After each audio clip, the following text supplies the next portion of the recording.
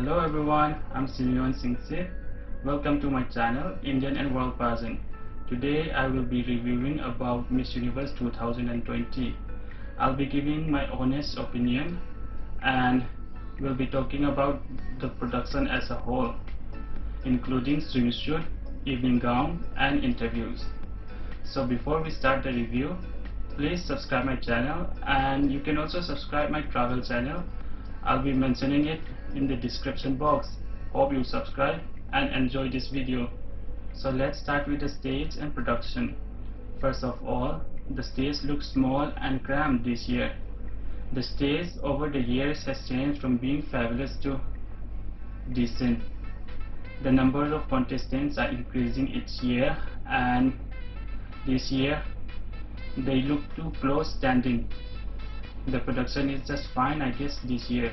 The lighting, the decor, the sound system and choreography overall leave a lot to be desired. The opening number or introduction. Unlike previous years where the contestants had to introduce themselves live before an audience, this year they had a pre-tape introduction and the contestants doing a number live before the audience. As usual, each contestant wore a sherry heel dress. The introduction of contestants and doing a live number to a choreography was too long. My views on this introduction is that it was time consuming. So let's move to the top 21 announcement. The announcement of top 21 took forever. It wasn't even needed to show an up-close video of the contestants when they were being called on stage. Most people have already seen the up-close videos. The announcement part took so long that the excitement and thrills of knowing who would make it had already gone midway the announcement. For the actual top 21, it was surprising to see the exclusion of Canada, Romania, Nepal and South Africa. It doesn't mean that the top 21 finalists were not worthy of it. I'm sure they have really done well in the interview, and some of the frontrunners who couldn't make it to the top 21 might have not done well in the interview. Now let's go to the swimsuit round, starting with Colombia. Colombia is all about having fun on stage and enjoying it. I guess that's a good performance to start a competition. Next is Peru. Love how she sways her hips with her hands placed on both sides. That's a dynamic performance. Australia follows next. She is the bubbliest among the top 21 and she's got a youthful energy. After Australia, it's France. She is trying to look fierce at the same time trying to show she enjoys walking on stage. After France is Myanmar. Myanmar has such a beautiful face. First for Myanmar to make the final cut in Miss Universe pageant. I wish she had more energy in her walk. After Myanmar is Jamaica. Jamaica is such an ethereal beauty. I love her presence and her performance is undeniable. Then follows Mexico. Mexico knows how to set the stage on fire. Her presence on stage is delightful. I'm reminded of Victoria's Secret models. Next is Dominican Republic. Her tall statuettes, coupled with a killer body and a good catwalk, she is impressive. After Dominican Republic, it's USA. The host country, she's got such a cheerful smile and a sweet personality that shines on stage. Overall, her performance lacked a bit of energy. Next is Indonesia. One of the tallest contestants. There's nothing much unique in her catwalk. There's something missing in her performance. After Indonesia is Argentina. Well-toned body and a good height. She feels short of bringing a notable performance. Up next is India. One of the ladies with a stunning face. Her performance here is little better than her preliminary round. Her preliminary was good, but this one is better. After India is Curaçao. Beautiful face and a good presence on stage. There's nothing much unique in her performance. Puerto Rico is next. bounces when she walks. It's such a delight to watch. She sure knows how to draw a command. Up next is Philippines. Sadly, her swimsuit performance was better in preliminary round than this one. I guess she felt pressure due to high expectations. After Philippines is Brazil. The way she swayed and bounced, that was a beautiful walk. She has an undeniable presence on stage. After Brazil is Great Britain. I guess she is really happy to be in the top 21. She cannot stop smiling. And what is with the continuous swirling of the cap? Overdoing it kills a performance. Nicaragua follows next. Her face screams Hollywood classic beauty. I only wish she had bring more liveliness to her performance. After Nicaragua is Thailand. Hyped for all the right reasons, she looks fierce, at the same time a delicate beauty. Costa Rica is next. Somewhat a surprise for me, she didn't bring much to the table, and I wasn't expecting her to go further. Closing the competition is Miss Vietnam.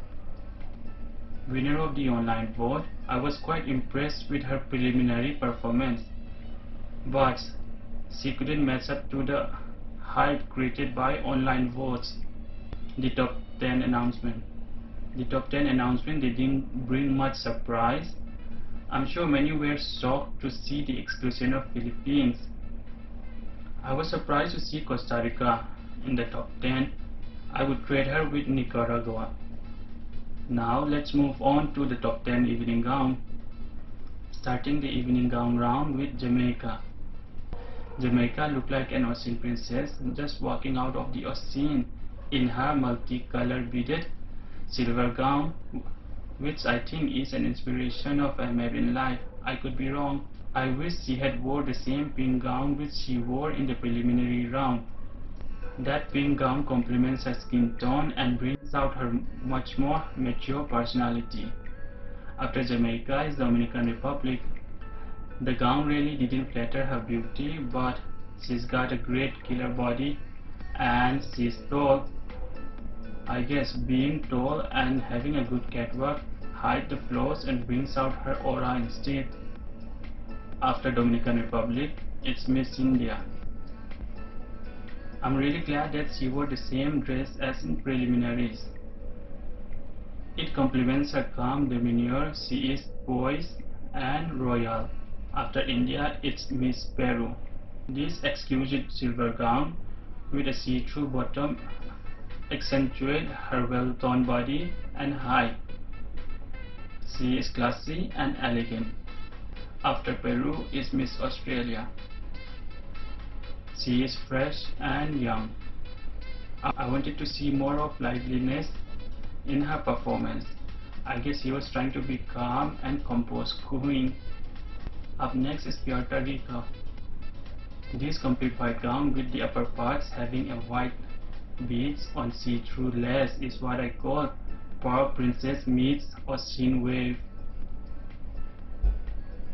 She carries it elegantly and she looks ravishing.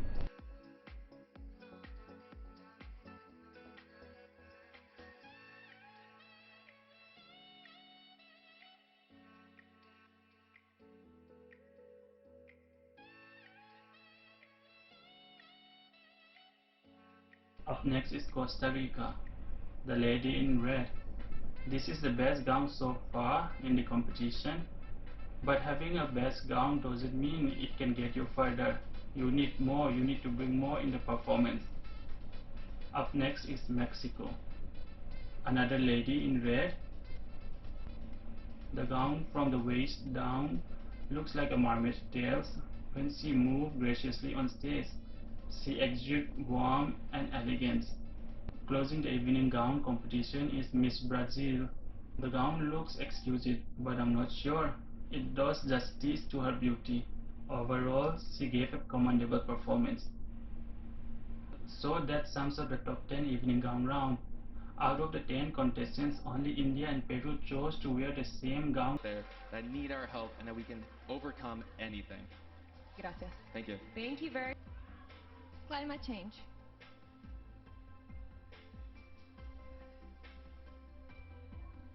It is our collective responsibility to start taking action in order to save our planet.